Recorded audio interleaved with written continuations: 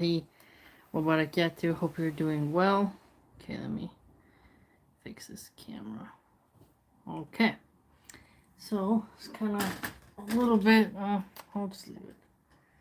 It's kind of got the natural light thing going on, but it is a bright day. Let me check the. Didn't have the chat. Okay, so we've been hearing a lot about how women are emotional, right? And this got me to thinking about what does it mean to be emotional, because that's a very large umbrella term. And since it's an umbrella term, we should break it down, right? So I wanted to examine about the emotion of love. Many people have talked about what love is, what it means, and all that. And so hopefully this doesn't become too cliche, my conversation or my perspective. But since it seems to be very popular to shame women for being emotional, I thought that I would dig into the benefits, both the pros and cons, of being emotional and discussing all the different emotions that help humans. Okay? So, when it comes to love, what would it be like if women didn't possess that? It would be a very dark and cynical world if women did not possess love. Love is a deep affection. Without love, I think very few children would make it to adulthood. Because a mother needs to love her child in order for her to endure the quite difficult path of motherhood, recovering from her C-section or just the postpartum period in general. Every time the mother looks at her child, she recognizes that there's something other than herself that has a giant impact on how she feels about her existence on this earth. With love, you can keep going. And without love, many people wouldn't even want to stay on earth. And so, if people want to shame women for having emotions and love being one of them, this is quite dangerous because it's almost like you are encouraging the women to essentially erode that within themselves. So a woman will love a man. She will become sometimes possessive of him, not want him to cheat, not want him to waste money on gambling. She will try to safeguard him and also protect her heart at the same time. If a woman loves a man, she will take a lot of his crap. He can get away with a lot more. And because she has love for him, she forgives him more, and he's able to exploit her if he so wills. That's why so many women stay with abusers, because they love them, and it takes a while for that love to be eroded away. When a woman does not love a man and she becomes very cold, an ice queen, and shuts off that aspect of her soul, that's when you're going to see some of the most darkest expressions come to light. And so when men mock women and say, women are emotional, nisa are emotional, I hear the word nisa, I guess in Arabic, means woman. So these young red pill Muslims will say, nisa are so emotional, and they say it in a very aggressive, rude, demeaning way. And the response creates this sort of radical feminists. And they become hurt by it. They feel like they shouldn't be vulnerable with love, and that they need to now become callous and mean. And if you get into the black magic sex ritual stuff that some of these red pill influencers behave in and engage in, they actually manipulate women into turning off love and then turning on hedonistic desires. And this creates the very kind of women they hate and then they mock. And so love has a huge utility in the human species survival. Love is necessary. It's a necessary condition for civility, peace, and prosperity and harmony.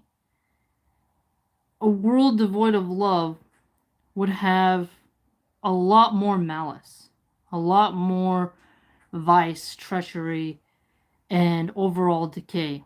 Because when you love something, you guard it. When you love something, you protect it. When you love something, you worry about it. Assalamu alaikum Hussein, assalamu alaikum Muslim homies, assalamu alaikum Zach and Alif. And so we should be mindful of how we go about talking about the emotion of love, and when we mock women for being emotional. When people say men are less emotional than women, you have to let me put it this way, you have to think about what you are actually saying. And why are you saying it in a degrading, demeaning tone? Because they put logic above love. And people do stupid, crazy things for love, right? Artificial intelligence is not capable of love. I can program a machine robot, those dog robots that they have going now by Boston Dynamics, to track you down, erase your whole family, right? The military artificial intelligence robots don't have love. They're pure logical mathematical codes that program them to do the mission and do what's there.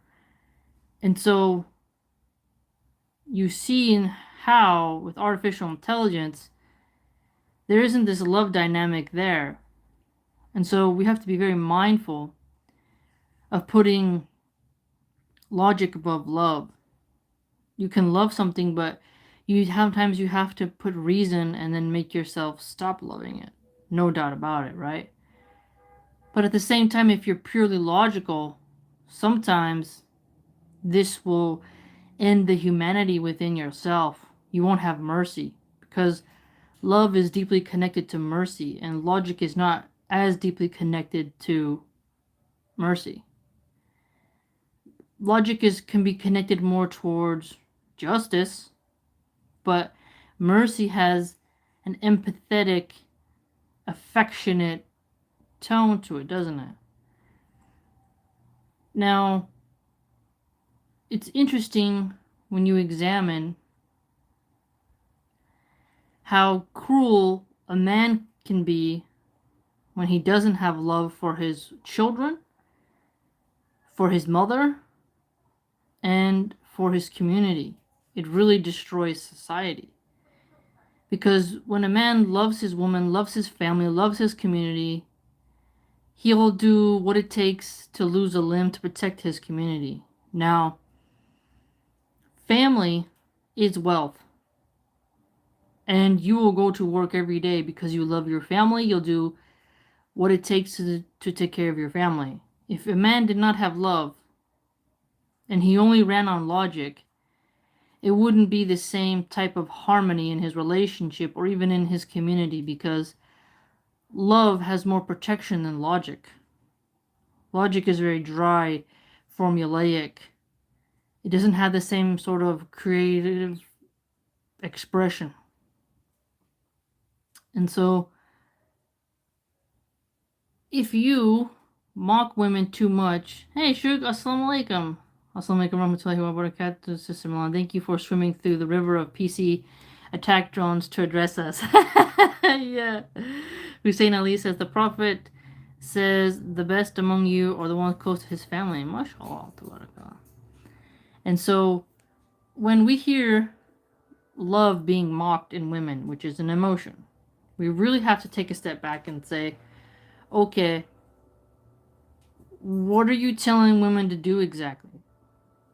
And usually you hear this argument from men who want to have, who are playboys. They want to have multiple women and they want the woman to shut up, deal with it, not nag them, and to essentially shut off her love for him. Because if you love someone, you're not going to tolerate behavior that hurts you and stops you from loving them.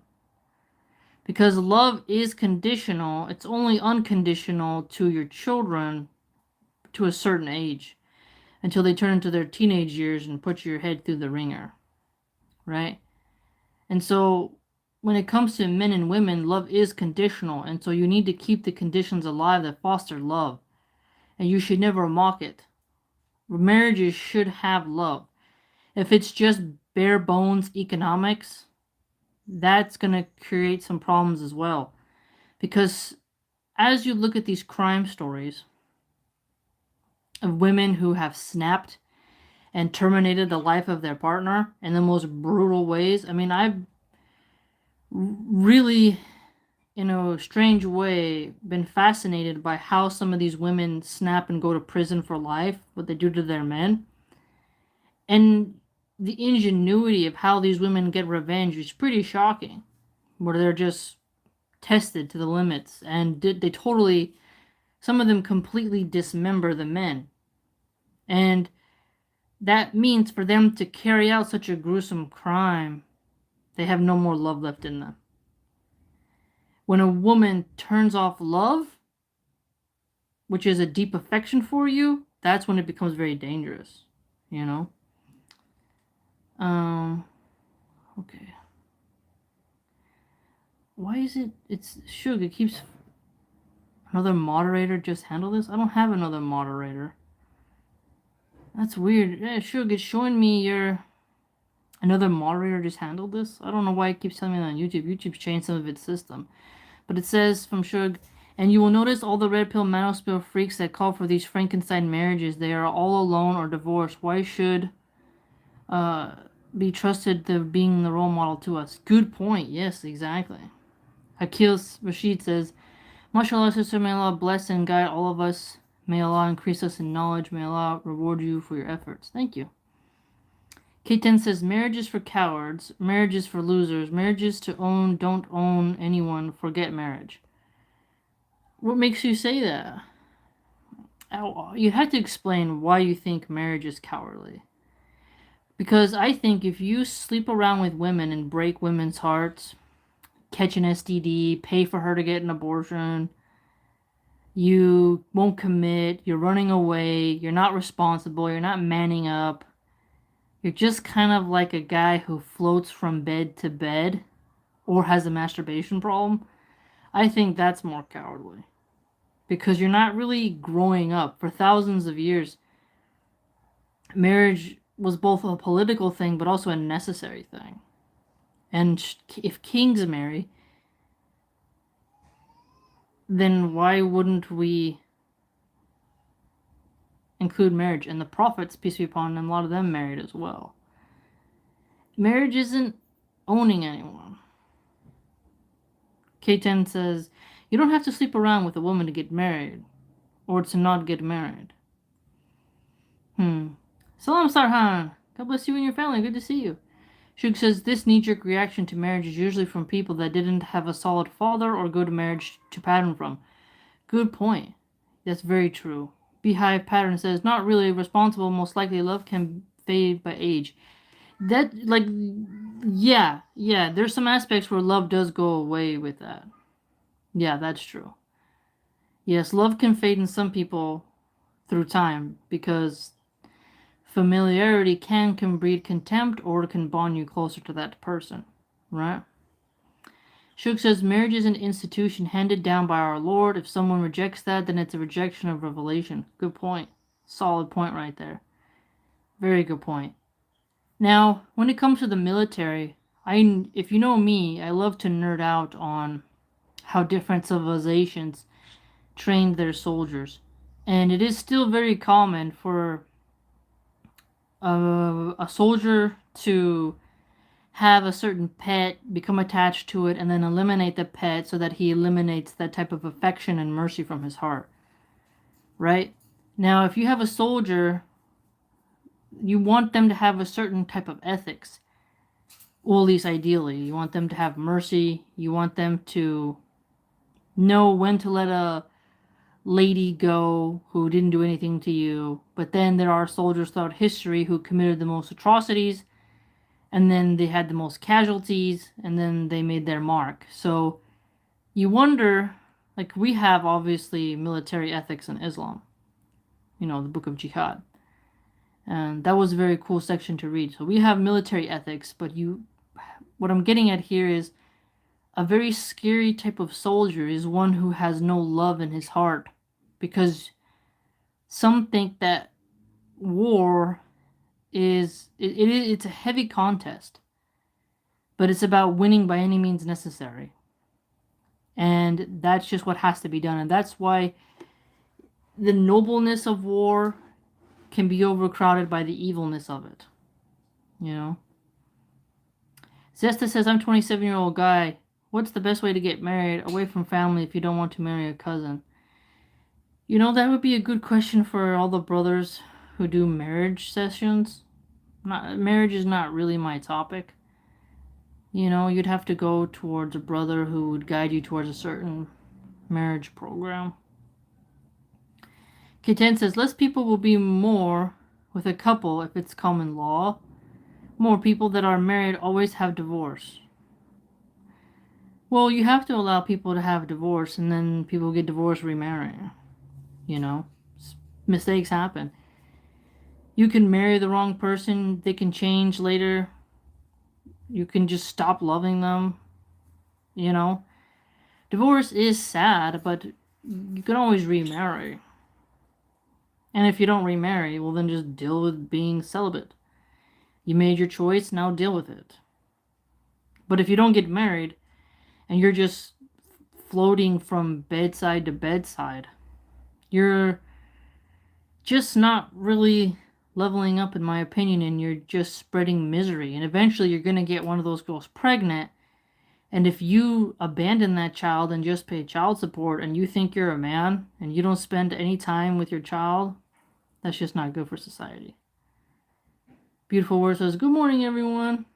Krish says, hello. Hello, Krish. Milan, Ashrik says, Milan, you've made your choice now. Deal with it. Sit on your hands. Exactly, yeah. That's so true. Beehive Pattern says, marriage is about family and relative connections. Is how to keep best relationship in them. K10 says, all I hear is excuses with a constant marriage, but when it's common law, they last longer. What do you mean by common law? When you're speaking, whose common law are you speaking of? Because that is important. Are you talking about the common law of England? Because you have to, if you're going to get at the politics of marriage, then you're going to have to look at the constitutions of each nation and then rectify that with your religious philosophy. So you can't just say common law. What are we talking about here? But the point that I'm trying to get you to think about... Oh, wait, hold on. K10 says, 100% it's always the woman that doesn't want to be with the man if they have the child. So it's not actually the man's fault. It's originally the guy that actually really wants to stay. I would just note is that we can't really say 100%. Right? I'm sure we're going to see, like, both men and women are guilty, essentially. So if you're gonna have people who made a mistake, they hooked up, and then they don't want to get married, you have to look at that and blame both parties. But we both know there's men who have wanted the woman to keep the child and women who have wanted to keep the child, but the man pressured them to have an abortion. Because I remember my father told me once that when he was in high school, he pressured his girlfriend to get an abortion. He didn't want to be with her.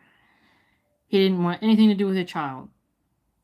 Later, when my mom she had me, she kept me. right? So again, I think you can see it from both sides, especially in American culture, right? But love, when it comes to marriage, is something important because misery sets in when you start to hate your partner and you're stuck with them and you have no romance in there at all. I mean, that's pretty brutal. That's pretty horrendous, you know? And what's fascinating is when you see someone who loves the other one more, you wonder why did that person stay? And they stay for love. But if marriage just became an economic decision, it would be quite sad and the children would suffer because they would see loveless people and they would be in a loveless house, right? So the emotion of love has a lot of utility. When a leader loves their people, they will not toss around their lives so easily. They will maintain them more. When a leader loves their country, they're not going to do bad trade deals. They're going to care about the infrastructure. They're not going to overly tax their people. If you examine how the love of the people towards the ruler creates a very good society, then we can see the utility of love in the economic sector as well as the private sector and public spaces. Even if a boss, you don't want to say he loves his employees, but if he has deep affection for the people who work 9 to 5 for him, he's not going to go making bad decisions and stuff like that for the company. He cares. So the man who's running the company or the woman caring about the lives they could ruin by their bad decisions helps keep people in the workplace because when you see towns shut down and leaders just boldly not care about the people really suffer. So love has a role to play and has times when it has limits, isn't it? Because with love, there's parameters. You can't love evilness, right? That's what's fascinating about love is when you meet someone who's truly wicked, you recognize that we can't even figure out the proper words to describe someone because they love to be evil, but love can't be evil, right? And an evil person cannot do an action that's loving. Like when an evil person has done something evil, there's no love in it. Yet we know that the perspective of the person will decide if it's love or evil that has been done. And I find that further to be very fascinating because it almost seems like love changes on the context and circumstances and the perception of the one looking at it. And so when men and women have the capacity to love, this is something really important because it can create more civility and more honor codes. Now, K10 says, my best friend's mom listens to this right now and they say 200% is the woman's fault. All the time, it's 100% the man's fault. It's not always the man's fault. Both share guilt. Both share guilt. You have to be rational here. When it comes to marriage, sometimes the man wants to stay, sometimes he doesn't. Sometimes the woman wants a divorce, sometimes she doesn't. This is an empirical, provable fact if you were to actually look at divorce statistics and take surveys to people on why did they get divorced, what happened, right? You have to really be honest with yourself. It's red pill manosphere guys always blaming women and feminists always blaming men doesn't help anybody. If you want to be mature, you say both have a part to play. She's a lawyer. I think I'm going to listen to a lawyer. Okay, a lot of lawyers defend murderers. Being a lawyer is being good at playing games in the court. Why do you think they call the courtroom a court? It's playing. Basketball court, right? Tennis court, volleyball court. It's a game of back and forth of sophistry, of riddles.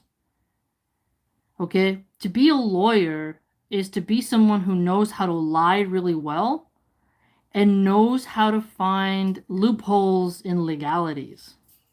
Being a lawyer does not make you an honest person. I mean, as somebody who totally nerds out on crime stuff, the lawyers who try to get some of the most brutal killers off are the biggest, softest liars. Whoever has the money to pay the best lawyer, especially like for men who are in the mafia, men who are in the cartels, they got mad money to pay the best lawyers that can get them off. So your friend's mom being a lawyer and then blaming all men or blaming all women, she couldn't argue that way in court. You really don't know your lawyer. She's a family lawyer, not a criminal lawyer. There are tons of lying family lawyers. It's about money, baby. A lawyer is worse than a car salesman because when it comes to a lawyer, it's all about how much money you got. Right? How much money you got, and then we're going to see how much that lawyer cares. Right? No lawyer who's being honest would say it's 100% so and so, 100% so and so. They would say, "Oh, in my experience, I see a little bit more of the men or the women or the women or the men." That'd be more rational and sane. If I sat down with a family lawyer and they're one saying something as absurd as, "Oh, 100% this," I'd be like, "Yo, you need a new lawyer." You need a new lawyer. Right? I mean, some people don't understand how lawyers are, but a rational person cannot always blame so and so. Shug says, and the lawyer's data will be reflected in his caseload, not the majority of cases. Good point. And so you just can't say that. Oh, it keeps hiding. It says K10 says not all lawyers are like that, and she's laughing her ass off because she's not like that. It's funny. You should probably get like better friends. You should get better friends. If a lawyer's gonna lie like that to you, and then you're going to just talk about her in a chat, and you think that you're making sense, but anyone with 2 brain cells can see that you're not, I would argue that you need to get some better friends, and she's probably a bad lawyer, and you should never hire her. But go ahead. If you wanna whine about all women this, then I mean, that's pretty sad. It's literally illogical, but you do you. I mean, that's not really gonna get you anywhere. Sarhan says, stop bashing her. Shuk says, the power of love can be a huge downfall or a huge upside. That's a good point. Yes, very good point. And so, what we need to do is help people to not look down upon love and to also take love back from the hippies. Because the hippies, they think that if you love someone, you permit them to do anything. That you can't put up barriers. But love does have barriers, right? Because you have limits. And once somebody has gone past those limits, then that's when you reprimand them. And some people think by reprimanding someone, putting discipline, that therefore is harsh and you don't love them. But I just don't see that as true. Sometimes tough love is really actually necessary and it exists for a reason. Right? And so tough choices have to be made in life, and some choices are painful, but they're made out of love. Right? Shug says, and I thought the last of the hippie freaks were gone in 79. We still have some kicking around. I see. Gotta stop the hippies. Yeah. The flower children who are always like, oh, love. And you're like, okay, I don't get it. Dory says, people go into professions for the money and not the passion for the career. That means they will want to rip off their clients at the end, come out with the most. Oh, that's a good point. Hussein Ali says, Hadith of the Messenger, peace be upon him, there are 3 judges, 2 judges in hell and 1 in heaven. Oh, I haven't read that hadith. Interesting. I'll have to check that out. Haven't come across that one. But if you're saying, do you remember what hadith that was? Sahih Bukhari, do you remember what chapter? Zesta says tough love can only be vertical, not horizontal.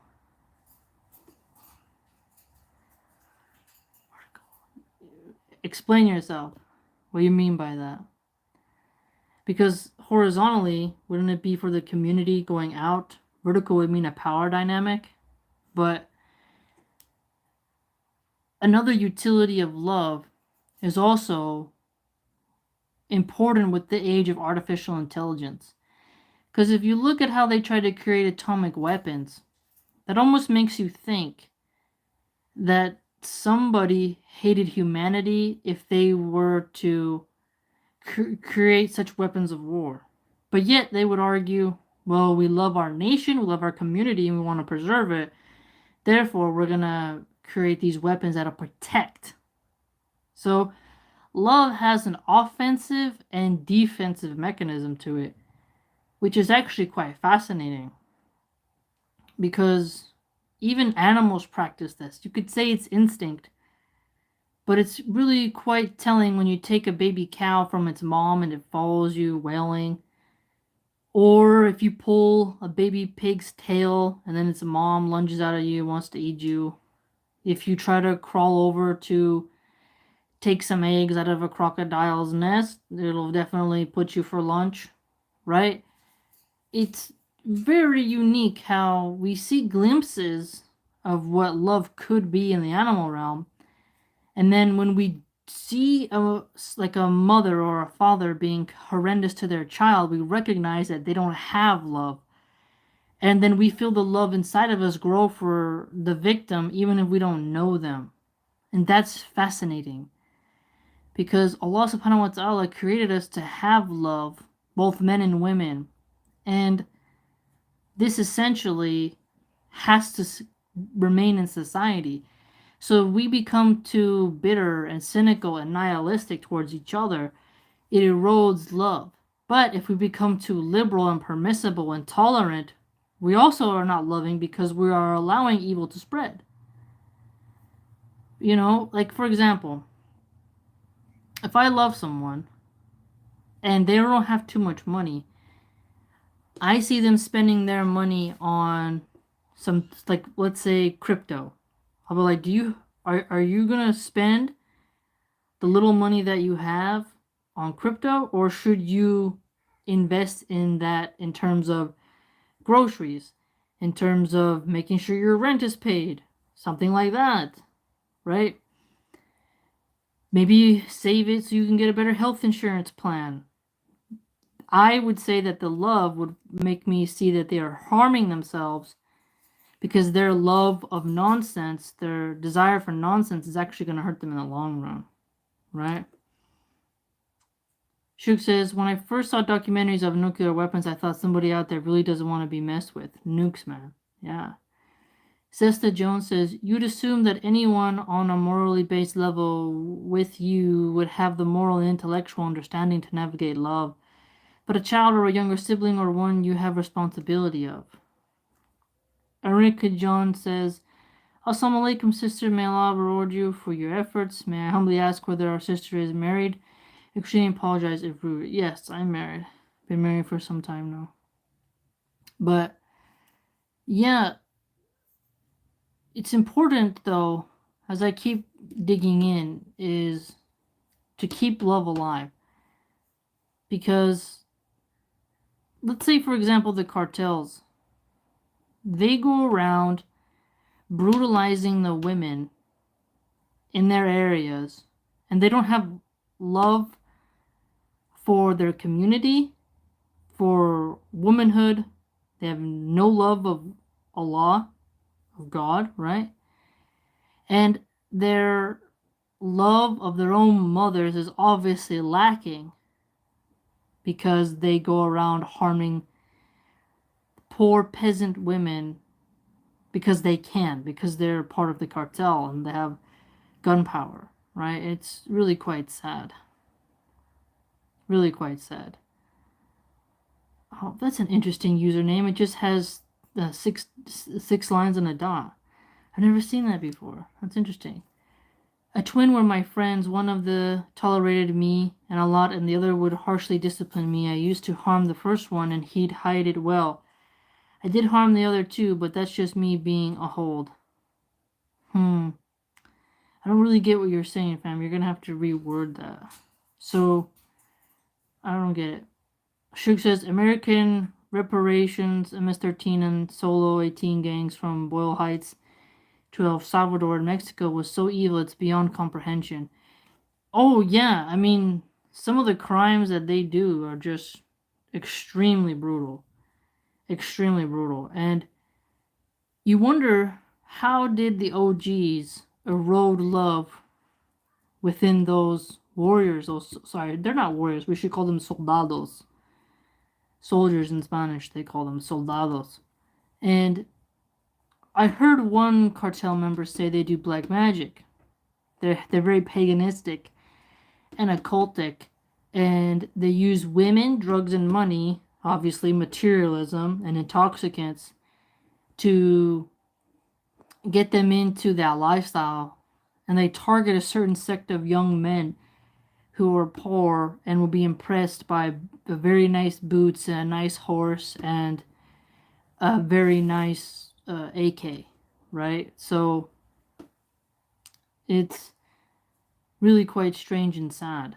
So the soldados, they go about harming people in their community because they have no love left in them. And it's really quite sad. And so when we mock people for having emotions, we don't want people to be weak, but we also don't want to promote cruelty. Because the love emotion is so difficult to deal with. Almost feels like sand through your hand. It's like trying to grab salt off the sea with your bare hands. It's just very difficult. Because if like, let me give you another example. Like my great grandma, she is like 95 years old. She still gives money to my grandmother's brother, who's a drunkard, because he won't get a job. His license is suspended because he drinks and drives. He's a total degenerate loser. And her love for her son means that she keeps giving him money so he won't get a job. Right? And that to me is like, okay, now you've allowed your love to enable someone's self-hatred. Right? And so it's true that your love for someone can need to be curtailed sometimes. Right? But then if you see how some women, like I saw a very horrible group on Reddit. It was like an abortion fetish group.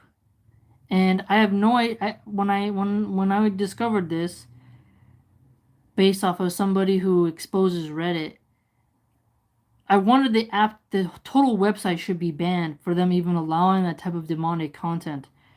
But it was so shocking to see that level of evil, to where women were glorifying their abortions, writing on their stomach, trying to do self-inflicted stuff. It was horrible.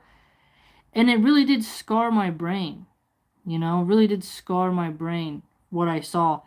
Because you see how scary and terrifying it is for a woman not to love her baby.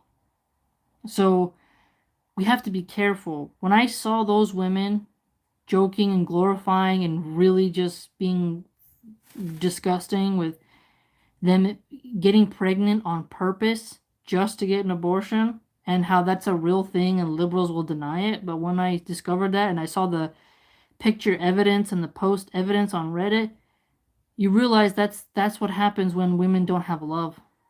When women don't have love for their children. They don't have love for the human soul. And so we have to be careful when we mock women for being emotional. Because sometimes in our heads, people will say, you're being emotional. They think they're saying stop crying. But in reality, you just said an umbrella term, right? It's very, very sad. Very sad. Sheikh says there are some underground fetish groups in China among the scientists that, yeah, I've heard of that too. You know. Zesta Jones says, I've heard of some cartel leaders who have a 24/7 priest they confess to. Basically, confess as you go. How can it be wrong to judge such a person's faith? Now, that's an interesting point you raised, that they confess as they go. It's almost like they don't take their religion seriously. It's, oh, I can just keep confessing and then I won't be held liable for that. But I, as a Muslim, would argue that Allah subhanahu wa ta'ala knows our intentions, He sees within our chest, and He knows those who are truly repentant and those who are just saying it word of mouth. And when you're truly repentant in Islam, you will discontinue that act or try your best to stop doing it. But if you keep doing it, then you weren't really repentant. You were just fearful for that second, disingenuous, and then confessed to God, right? But those members, they're only lying to themselves and they think they're deceiving God when in reality they're not. But you'd have to get into the Catholic dogma of how that works, but I bet you because, okay, yeah, I would say like an Orthodox Catholic priest walking around in the Vatican would be like, that's obviously a fake person there. But there are some priests in Mexico who probably are very afraid to speak theological truths to a cartel member. Yeah, because if the Italian mafia can pressure the Pope, then obviously the cartels of Mexico can pressure the local priests. Because the cartels, they will go after your family, they'll go after your business. I mean, they have zero mercy, right? They'll have children go after you, you know? You know? And so we have to remember that, you know? Zesty says, Sarhan, I would call that obsession. Keep in mind we live in a making meanings postmodern world. Hussein Ali says, the Quranic verse, which is the Almighty saying He killed all people and whoever saves them, it is as if He saved all people. Oh, I see what you're saying, but you worded it in a different way. Assalamu alaikum, Zach. Barakallahu feekum. Dari said, should a person allow oneself to be loved? Like, I am sure there are some that doesn't allow or rather want to be loved than complain about being single. You should allow yourself to be loved and you should go into it on guard so that you're not taken advantage of and that you don't take advantage of them in case you're an extreme narcissistic egoist or sociopathic, right? But you should allow someone to care about you because when old age arrives on you, you're going to need someone to love you so they take care of you, right? When you get old, you're going to see those nurses who, they're tired, they want to go home, they smell like cigarettes, they're on Xanax, they are not going to love you, they're going to do their duty until they got to clock out, right? And they're tired with all their patients. But someone who loves you is going to check up on you consistently, right? So you do need someone to love you as a partner, but also you want your children to love you. You need a sister to love you. You need community support. Whether you create your own community through having children and remaking your family, or you have a particular niche set group of people who hold similar values and you create a sort of sisterhood and brotherhood, and that can work as well. Right? That's what I would say, because if you're just going to be single, that works when you're young and in good health. But when you're alone in the hospital, it can really affect your mind, right? Krish says, and IK, this is irrelevant, but I went to a synagogue and they were nice, but I needed to make an appointment to even join the prayer. Judaism is an ethnic religion, that's the issue. Yeah, synagogues have different rules. Last time I checked, you had to study for a year and take a test. They're more private in the synagogue. Yeah, they have their own rules. Yeah. I took a class on Judaism. I have half of the Babylonian Talmud. Um, the Old Testament is technically kind of like the Torah, right? I'm not an expert on Judaism yet, right? But they have their own rules. Yeah, when I hear Jewish, I think of a bloodline. When someone says they converted to Judaism, if they're non-ethnically Jewish, I guess that works. But when I ever think of a Jew, I think of a bloodline. I bought the Art Scroll Tanakh. Oh, I don't know that word Tanakh. Are you talking about when they practice reading? It corrects the falsehoods of the Christian Bibles. Oh snap! What do you mean falsehoods? You're gonna get people upset. They misquote so many verses. So you're saying the translation? Are you just saying like the translation is different? Because it probably is. Because, I took a class, we compared different translations of the Bible and how it was worded, but I think any intelligent person can get at the gist of the meaning. You read it, you see what they're getting at, and you take away the message, what they're implying. Yeah, the translations? Oh, okay. Yeah, the translations are interesting to nerd out on. Even, I like if I see a verse, because I have several Bibles now, I'll just compare it and say, I like the Old English language. I like the thous and the theys and thine. My brain connects with that more because it's a spiritual language. When things are in modern English, I don't really think it's the same. Tanakh is basically the Old Testament, Torah, Nevi'im. Oh, okay. Where'd you get that? Did you buy it online? How much was it? Because it's hard to find their books. But a lot of religions, though, care about love, which is good.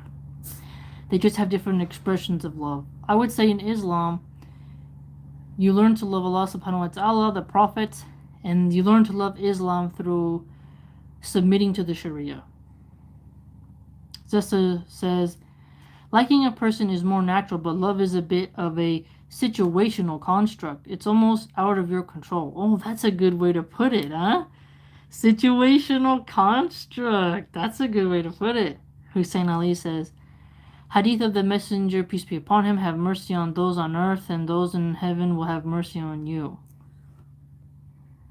Krish says, I'm also learning about Islam, and I have been in love with it so far. MashaAllah. That's good. That's really good. What do you like about Islam, if you don't mind me asking? I love the Tawheed because it makes me less afraid of shirk. This is a good transition. When it comes to love, when you learn to love Tawheed and you learn to love the prophets and you learn to love goodness again and you purify yourself from evil as best you can every day, you get to see what love is on a purer plane. That's why it's so important for us not to forget what love is, because if we love Allah, we'll obey Allah. And if we love what Allah loves, then we will learn to have a pure insight into what love is in our realm. And that's another layer of love. So, as Muslims, we should not mock love because we must love what Allah loves. And Allah will never love what is evil. And Shaitan will always try to destroy love because love destroys him. Because if you love somebody, you're not going to do something evil to them as Shaitan wants. Because Shaitan wants to separate husband and wife. So if a husband doesn't love his wife, he's going to hurt her. That's going to displease Allah subhanahu wa ta'ala, because you're supposed to have justice with your spouse, right? And you'll be judged for how you treated them.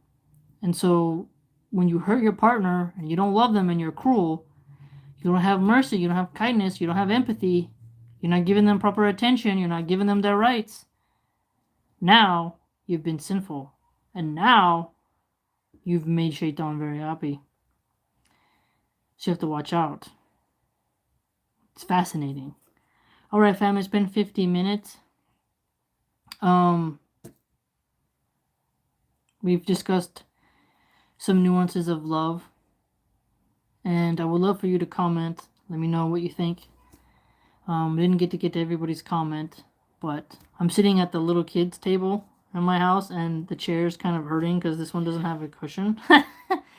And I want to go eat some chicken soup. I made some chicken soup. I want to go eat it now. I can smell it boiling, and I want to eat it.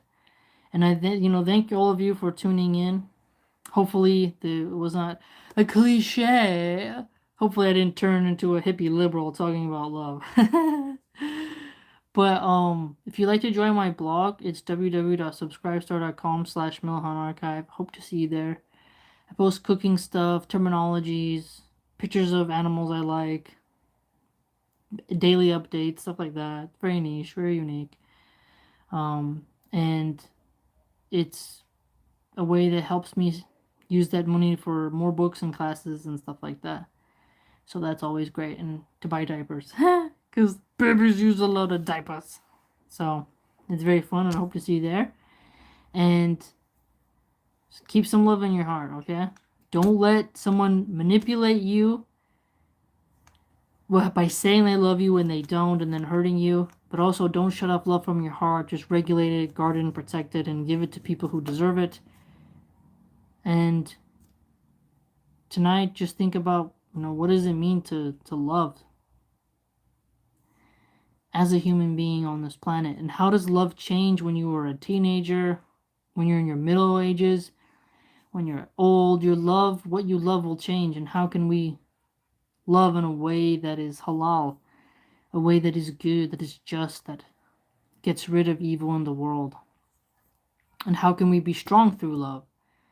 We can chase away criminals when we love our communities. We can give the death penalty to those who harm the innocent, because we love the innocent more than the filthy criminals who hurt the innocent, right? So love is connected to justice as well. And so that's a beautiful thing all around. It's such a powerful emotion. It's very unique. And women must have love in their hearts. If a woman shuts off her love, she becomes extremely deadly to herself and others. If a man does, he's a tool that can spread wickedness very quickly. And I'd argue he'll never be as happy, because if he doesn't have a woman's love and he doesn't recognize what love is, then that's a quite very sad existence, very lonely road.